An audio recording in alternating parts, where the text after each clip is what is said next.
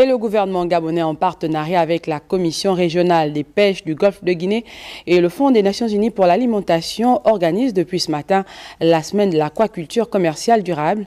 Pour cette édition, 6 pays de la sous-région de l'Afrique centrale sont représentés. Frédéric Ndamukula, Francis Ngomo.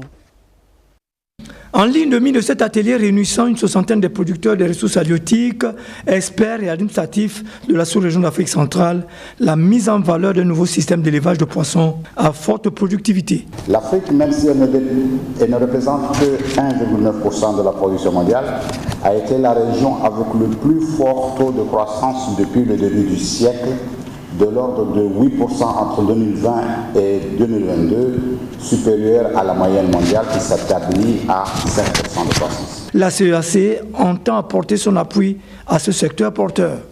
Ensemble, nous avons la mission de sortir de cette réunion avec des propositions concrètes qui devront permettre d'asseoir une base solide au développement de l'aquaculture commerciale dans notre sous-région, l'Afrique centrale.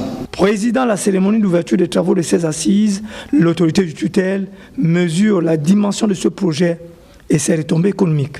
La production de l'aquaculture en Afrique représente environ 6,6 millions de tonnes, soit un peu plus de 7% de la production mondiale. C'est de l'Afrique centrale que 0,25% de la production africaine.